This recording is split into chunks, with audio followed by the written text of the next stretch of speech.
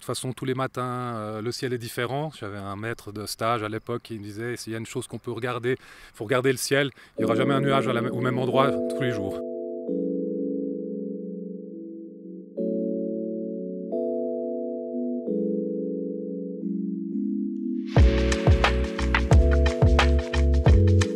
Bienvenue dans Leur Territoire, le podcast de Géo-Environnement qui vous fait connaître les métiers de celles et ceux qui œuvrent au quotidien pour un avenir durable au sein de l'État de Genève. Aujourd'hui, nous partons à la découverte du vignoble de la République et canton de Genève, mais surtout de son vigneron. Thierry Annette, c'est monsieur vigneron du canton. Et je parie que vous ne saviez pas que Genève possédait ses propres vignes et un viticulteur attitré. Alors sans plus attendre, je vous propose de faire connaissance avec Thierry Annette.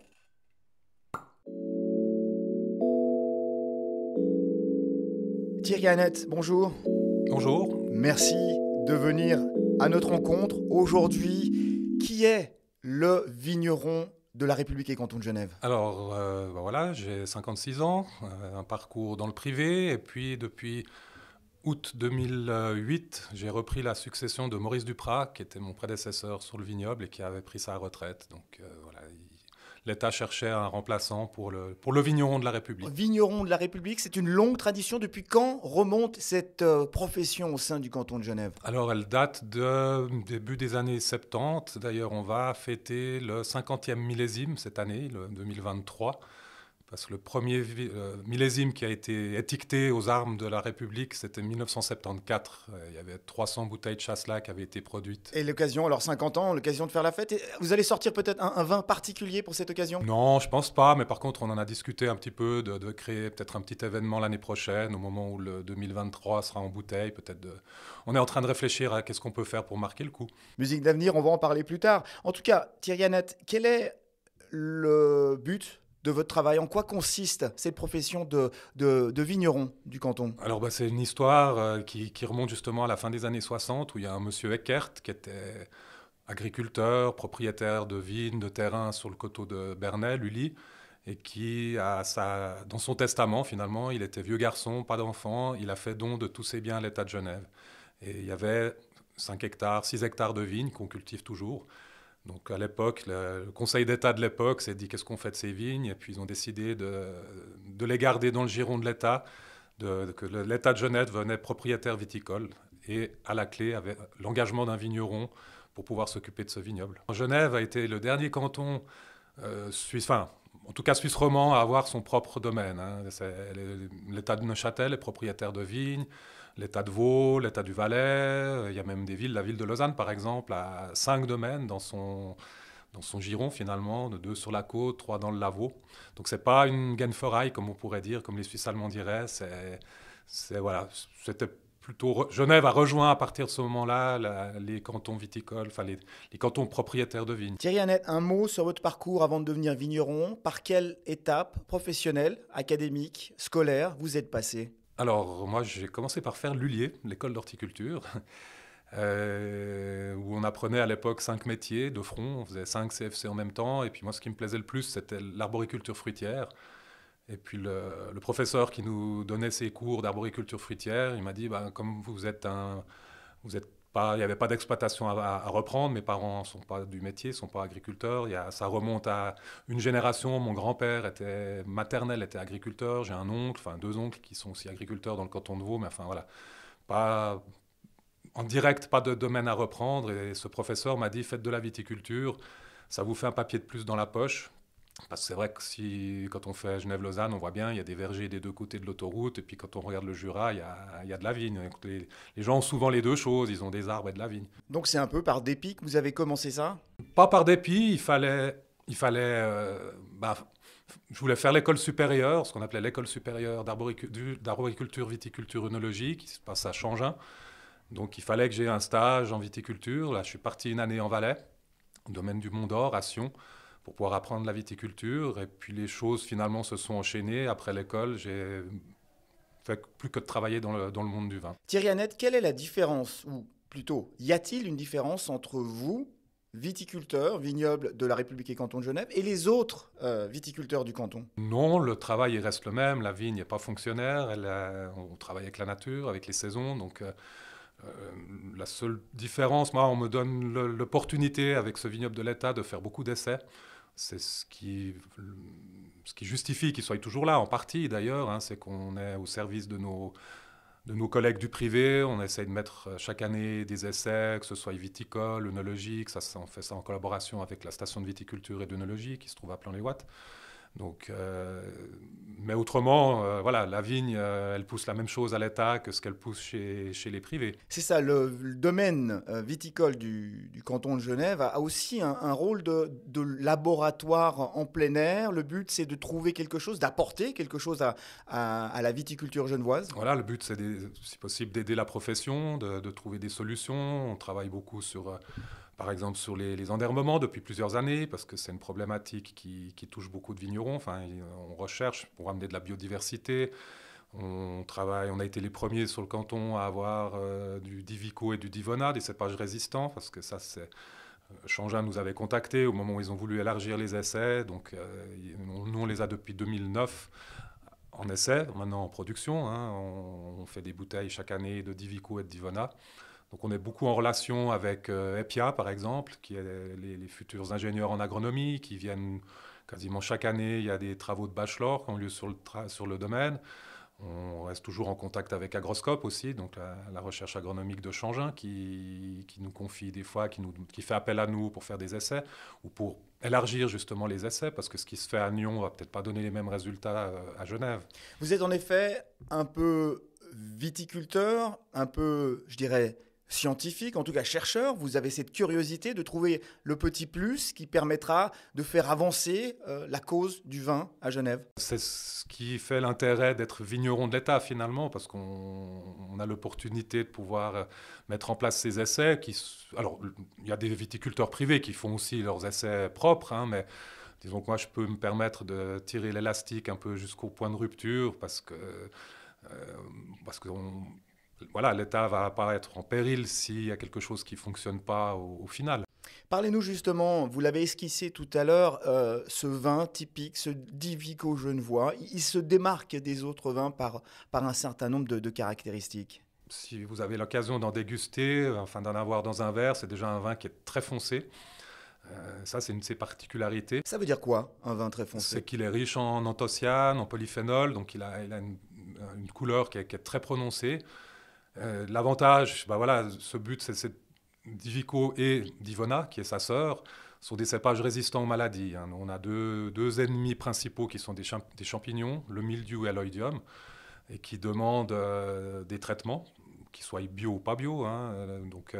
Et on a en moyenne, ça dépend les millésimes, 2021, on se souvient tous que les barbecues n'ont pas été très souvent au programme du week-end, parce qu'on a eu des pluies à répétition, c'était pas un été très beau, on a dû faire 14 traitements sur les vignes traditionnelles, et on en a fait qu'un sur Divico et Divona. Donc on a une réduction des intrants, des interventions qui est assez drastique. Ce vin, ce Divico, sa petite sœur, Divona, c'est un petit peu la carte visite du canton de Genève, de la cave de la République et canton de Genève. Disons que je ne sais pas si c'est la carte de visite, on a d'autres vins aussi qui sont intéressants. Mais après, alors là, nous, on a été les précurseurs à ce niveau-là, parce que Changin a fait appel à nous en disant, voilà, on veut essayer un peu plus loin, enfin, élargir l'essai. Donc, on les a eus en 2009, on a été chercher des petits plants à Changin qu'on a plantés au printemps 2009. Donc, toujours dans la réinvention, la recherche de quelque chose de nouveau, c'est un petit peu aussi ça qui vous habite au quotidien? Alors là, on a toujours des contacts avec eux, on va déguster en tout cas au moins une fois par année. On n'est pas les seuls, d'ailleurs c'est ouvert à tous les vignerons, les essais de Changin. On sait qu'il y a des choses qui arrivent maintenant où ils cherchent justement à élargir. Des successeurs d'ailleurs du Divico et du Divona, où ils ont essayé de renforcer encore la résistance, et qui vont arriver probablement en phase d'homologation ces prochaines années, assez rapidement. Donc ça, on est en contact avec eux pour pouvoir les tester le plus rapidement possible. Thierry Annette, quels sont les principaux défis auxquels vous êtes confrontés au quotidien dans cette profession?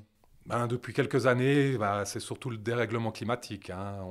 Ça, on ne peut pas se le cacher. Nous, on est au front, hein, l'agriculture. On sait qu'on voit les choses en direct, hein, donc les années de plus en plus sèches, hein, donc là, on est obligé, on réfléchit à l'arrosage parce que c'est commence à être problématique, surtout sur les jeunes vignes.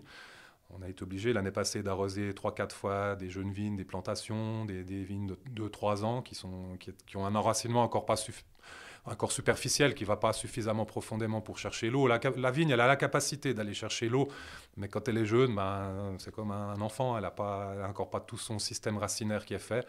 Et voilà, les jeunes vignes qu'on a plantées ce printemps et celles de l'année passée, on est en train de les arroser aujourd'hui à l'heure où je vous parle. Un mot sur les pratiques viticoles durables. Effectivement, là aussi, il y a un travail à faire, à mettre en place pour faire en sorte que le vin de demain soit plus durable. On y travaille, oui.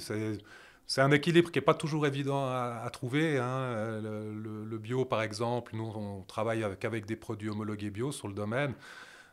Le bio occasionne, suivant les années, plus d'interventions, en tout cas au niveau phytosanitaire, que quand on utilisait encore un petit peu de chimie. Donc après, à trouver le juste équilibre, là, on supprime l'herbe avec des machines. Donc ça aussi, c'est des interventions qui sont plus lourdes que quand on utilisait des herbicides. Enfin, voilà, il y a plein de problématiques là derrière auxquelles on réfléchit pour améliorer la durabilité. Thierry Annette, je vous propose tout de suite d'aller à la découverte de votre laboratoire à ciel ouvert, de votre bureau, de votre vignoble, le vignoble du canton de Genève, sur les coteaux de Lully. On se retrouve tout de suite. Thierry Annette, alors nous y voilà dans l'une de ces parcelles de vignes qui appartient au canton, qui appartient aux Genevois d'une certaine manière. Alors il y en a plusieurs, elles sont disséminées ici sur ce coteau de Lully. Au fond, le matin, vous arrivez, vous vous plongez dans ce cadre de travail. Qu'est-ce que vous ressentez? Qu'est-ce que ça fait d'être ici responsable de la vigne cantonale? C'est un côté très agréable. En plus, on est dans un coin du canton, on a une jolie vue, hein. On a le Signal qui est juste en dessus de nous, là, qui est le deuxième plus haut point du canton, qui permet de voir un peu, on voit le jet d'eau, enfin voilà, c'est assez agréable de pouvoir se plonger dans la nature et puis dans le paysage genevois. On a effectivement une vue panoramique sur les différentes montagnes qui entourent Genève, vous le disiez, le Jura. Alors on voit juste pas le Mont Blanc, même si étonnamment vous avez une petite parcelle de vigne qui s'appelle le Mont Blanc. Alors, je ne sais pas d'où vient la dénomination. Est-ce que c'est interne? Parce que le coteau lui-même, cette partie du coteau s'appelle les Muscadelles. Mais est-ce que ça vient que c'est une vigne très en pente? C'est la vigne la plus pentue du domaine, hein. Elle fait à peu près 37-38% de pente. Est-ce que c'est de là que vient le terme de Mont Blanc? Moi, je l'ai toujours connu sous ce nom-là. Il faudrait demander à mon prédécesseur. Peut-être que lui, ça se rappelle pourquoi ça s'appelle comme ça. Mystère. En tout cas, ce qui est sûr, c'est que ce qui fait la qualité d'un bon vin, bon, on le dit souvent, c'est le soleil, mais c'est aussi la terre. Un mot sur cette terre du vignoble cantonal. Comment est-elle? Alors, on a sur des terres plutôt profondes, hein, donc la vigne peut aller chercher des éléments assez profonds. C'est plutôt moraine, hein, le coteau de Lully, donc c'est des dépôts qui ont été laissés par le glacier. On a un peu de molasse par endroits, mais on a plutôt des sols assez profonds, ce qui permet à la vigne de croître relativement facilement. Une terre qui donne un type de vin particulier? Maintenant, on a ciblé, les pinots noirs sont tous au même endroit parce qu'on sait que c'est des sols qui leur conviennent bien, des sols assez légers. Les gamets supportent des sols un petit peu plus lourds, donc après, le cépage va réagir un petit peu différemment et amener des caractéristiques au vin différentes en fonction des sols. Un mot sur la quantité de travail, parce que c'est vrai que là, entouré de vignes, on ne se rend pas vraiment compte. C'est un travail presque chaque jour, 365 jours par année. On n'a pas trop souvent l'occasion de s'ennuyer, hein, donc ça passe de l'hiver, la taille, après il faut faire tous les travaux préparatoires du printemps, contrôler les installations, s'il y a un fil qui est cassé, après palisser, donc on attache les rames sur le fil. Ensuite, là, on est dans la période des effeuilles qui dure grosso modo 2 mois et demi. On a commencé début mai, on va en avoir jusqu'à peu près mi-juillet. Avec le dernier travail, en général, c'est régler la récolte, c'est-à-dire qu'on fait des décomptes pour estimer combien on a de raisins. Et après, en fonction de ce qu'on cherche, et puis surtout de la législation, parce que la législation est précise, on ne peut pas faire plus de raisins que autorisé. On va couper des raisins, les raisins en excès.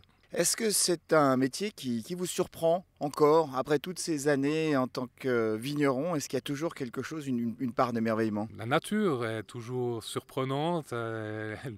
Elle ne nous fait pas toujours des cadeaux, il faut composer avec elle. On a des fois des épisodes violents comme les grêles, on en a eu 2 assez rapprochés, 2013-2019. Le gel aussi, quoiqu'ici on n'est pas trop sujet, comme on est sur une butte. Quand il y a des gros gels, on est relativement épargné. Mais voilà, de toute façon, tous les matins, le ciel est différent. J'avais un maître de stage à l'époque qui me disait, s'il y a une chose qu'on peut regarder, il faut regarder le ciel. Il n'y aura jamais un nuage au même endroit tous les jours. Les vignerons sont des philosophes un peu? Oui, souvent, il y en a beaucoup qui ont une certaine façon d'approcher la vie, finalement, parce qu'on sait qu'on doit respect à la nature, et puis qu'elle, si on la maltraite, elle va peut-être nous le renvoyer aussi. Donc, Les vins du domaine de la République et canton de Genève sont, on le rappelle, des vins qui peuvent effectivement être achetés par la population, on peut se renseigner et commander des bouteilles, mais c'est aussi les vins que le Conseil d'État réserve pour ces événements protocolaires. C'est un peu le vin d'apparat. Est-ce qu'il est apprécié, ce vin typiquement genevois, au sein de la communauté internationale genevoise? Alors, on essaye de faire en sorte que la communauté internationale, ça lui plaise, finalement. Donc, c'est vrai que nos vins sont servis régulièrement dans des apéritifs officiels. Là, on vient d'avoir 2 événements, la prestation de serment du Conseil d'État. Le Port Noir, par exemple, l'arrivée des Suisses le 1er juin. Je sais qu'on a eu des très bons retours, des gens qui ont participé à ces manifestations puis qui nous ont félicités pour la qualité des vins. On a eu l'occasion de le dire, le métier de vigneron, c'est une passion qui se transmet souvent de génération en génération. Alors moi, j'essaye par le biais de mes apprentis, parce que j'ai 2 enfants, mais aucun ne s'est intéressé à ce métier-là. Mais voilà, on est entreprise formatrice. Chaque année, en général, il y a 1 ou 2 apprentis, parce que j'ai passablement de filles aussi. J'ai à peu près à 50% de filles qui sont venues faire l'apprentissage chez nous. Donc voilà, notre passion, on la transmet par ce biais-là. On essaie de leur donner toutes les clés pour réussir leur avenir et leur profession. Thierry Annette, on est arrivé dans cette vigne et je vous ai vu tout de suite, premier réflexe, caresser les feuilles, la vigne. J'ai l'impression que c'est quand même un métier extrêmement tactile aussi. C'est sûr, parce que chaque fois qu'on vient, on observe ce qui se passe, les éventuelles maladies qui pourraient apparaître, parce qu'il faut agir rapidement. Après là, on s'approche de la floraison, donc on repère. Ça commence petit à petit. Moi, je sais que depuis mon bureau, quand la vigne est en fleurs, je le sens parce que ça embaume tout le coteau. Ça dégage une odeur assez subtile, assez agréable. Et quand tout le coteau est en fleurs, on le sent. Quel message vous auriez envie de faire passer aux jeunes qui s'intéressent à cette profession, qui ne savent peut-être pas par quel bout l'amorcer? Je pense que le premier pas, c'est d'aller trouver un vigneron, discuter déjà avec lui, qui puisse lui faire passer le message, d'avoir les éventuelles contraintes du métier, parce que c'est aussi un métier qui a ses contraintes, comme tout. Quand il fait chaud en été, quand il y a des canicules, on ne va pas à la piscine pour se rafraîchir. On est des fois obligé de supporter des températures très froides ou très chaudes. Donc le but, il faut aller voir un vigneron, éventuellement faire quelques journées de stage pour se rendre compte si vraiment on a l'envie et les possibilités de le faire. Thierry Annette, vous êtes plutôt vin rouge, vin blanc, rosé ou les 3? Les 3. Je crois que chaque vin pour chaque circonstance. Moi, j'aime bien un petit verre de rosé en été bien frais avec une grillade. Le rouge, le blanc, voilà. Leur territoire, le podcast de Géo-Environnement.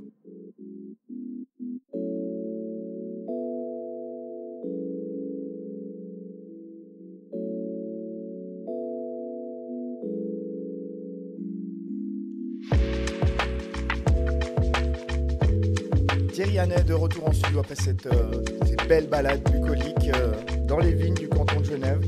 Existe-t-il des réglementations spécifiques en lien avec les labels du vin genevois ou de la région? Alors il y a un label qui est géré par l'État de Genève d'ailleurs, c'est l'État de Genève qui l'a créé, c'est le label GRTA. Genève Région Terre Avenir. Il y a quelques vignerons qui utilisent ce label, donc qui fait appel à des volets sociaux, environnementaux, donc qui essaie de promouvoir un petit peu justement la biodiversité et tout ce qui va autour. Un mot sur les relations que vous entretenez avec les autres viticulteurs du canton. Alors, vous les connaissez, vous les côtoyez au quotidien. La relation, ça se passe comment? Alors, vous nous en avez parlé, il y a le conseil, il y a l'aide, etc. Mais il y a aussi un fort rapport d'amitié, j'imagine. Oui, alors heureusement, je crois que la plupart de mes collègues me voient encore comme faisant partie de leur monde, même si mon salaire il est versé par la caisse de l'État et pas par la Raiffeisen du coin. Mais je vois, enfin, j'ai différentes casquettes, je vais faire des contrôles des fois chez certains viticulteurs et j'ai toujours été bien accueilli. Il n'y a jamais personne m'a vu comme un gendarme de l'État qui venait les visiter. Thierry Annette, quelles sont les qualités nécessaires qu'il faut pour être un bon viticulteur? Mais c'est surtout un métier de passion parce qu'on est soumis quand même au climat, au froid pendant l'hiver, au chaud pendant l'été. Donc si on n'aime pas cette plante qu'est la vigne, je ne pense pas qu'on a grand avenir et qu'on va se plaire forcément dans ce métier. Il faut vraiment, il faut l'aimer presque comme des enfants. On a parlé tout à l'heure de ce rapport avec les autres vignerons, cette notion d'innovation, cette volonté aussi de faire quelque chose de mieux pour l'environnement. Est-ce que vous ressentez chez vos collègues vignerons du canton une écoute par rapport à ça? Est-ce qu'il y a vraiment aussi de leur côté cette envie de faire mieux? Oui, je pense que la viticulture genevoise, à ce niveau-là, elle évolue énormément. Alors on échange parce que chacun a sa façon de voir les choses, mais encore juste avant de venir vous voir, j'ai un collègue qui m'a téléphoné, il a une nouvelle machine pour enlever l'herbe sous les souches. Il m'a dit viens vite voir, comme ça.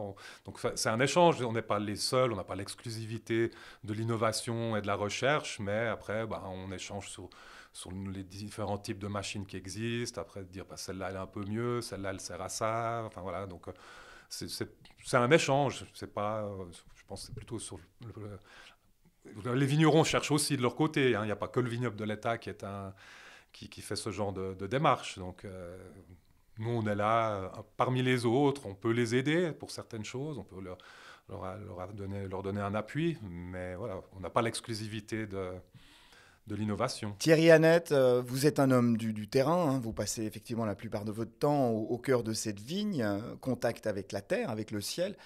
Comment vous voyez cet avenir? On parlait tout à l'heure effectivement de réchauffement, dérèglement climatique. Est-ce que ça vous inquiète ou est-ce que vous avez l'impression que, ma foi, les choses vont plutôt aller vers le mal? C'est difficile à dire, hein. Nous, on l'observe, on regarde. On a mis un essai un petit peu dans ce sens-là aussi avec des filets anti-grêle sur le domaine parce qu'on a eu quand même 2 grosses grêles très rapprochées 2013, ça va faire 10 ans, et 2019, alors que les anciens du coteau qui sont encore de ce monde, en 2013, nous ont dit ça fait 50 ans qu'il n'y a pas eu de grêle comme ça sur le coteau de Bernay-Lully. Et puis là, en l'espace de 6 ans, on a eu deux grosses catastrophes.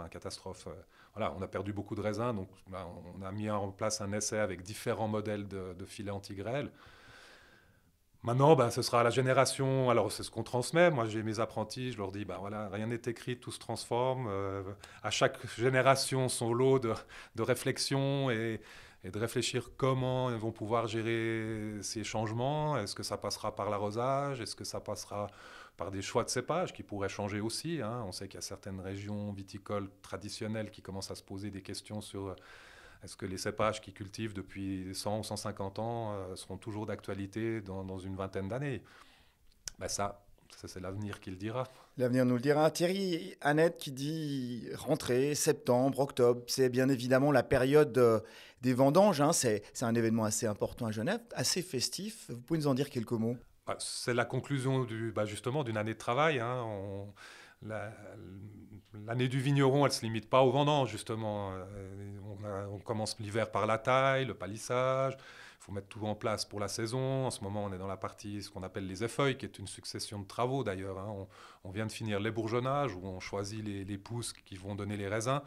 Parce que la vigne, c'est un petit peu comme un petit buisson, ça pousse un petit peu de partout. Donc on ne peut pas tout laisser, il faut sélectionner les plus jolies, celles qui vont donner les plus beaux raisins. Après, elle ne pousse pas toute seule dans les fils. Quand on se promène dans un vignoble, on voit que c'est bien arrangé, c'est tout propre, cisaillé. Mais avant d'arriver à là, il y a plusieurs passages. Enfin, voilà, c'est une succession de travaux. Et puis finalement, les vendanges, pour nous, c'est le bouquet final. Si on n'a pas eu de problème, pas de grêle, pas trop de problèmes phytosanitaires, ça conclut l'année. Et c'est en général, c'est pour ça qu'on essaie de maintenir un côté festif aux vendanges. Est-ce que c'est le meilleur moment de cette chaîne de travail autour de la vigne, la conclusion, là où on voit l'aboutissement de cette année de travail? Par la dégustation, ça c'est déjà clair, c'est que quand on se dit, voilà, on a réussi à faire un bon vin, on s'est donné de la peine toute la saison, tout l'été, et puis que ça se concrétise par des bons vins dans les cuves, voilà, c'est une belle conclusion. Thierry Annette, merci beaucoup, merci de nous avoir accompagnés à travers cette vigne de la République et canton de Genève. Merci de nous avoir partagé votre passion et à bientôt. Merci, à bientôt.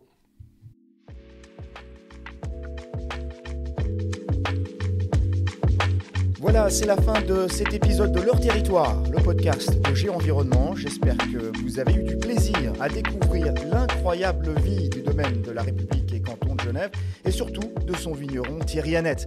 Quant à nous, on se retrouve dans un mois pour un prochain épisode de Leur Territoire pour connaître les métiers de celles et ceux qui œuvrent au quotidien pour un avenir durable au sein de l'État de Genève. D'ici là, portez-vous bien et conservez vous aussi la passion pour votre territoire. À bientôt.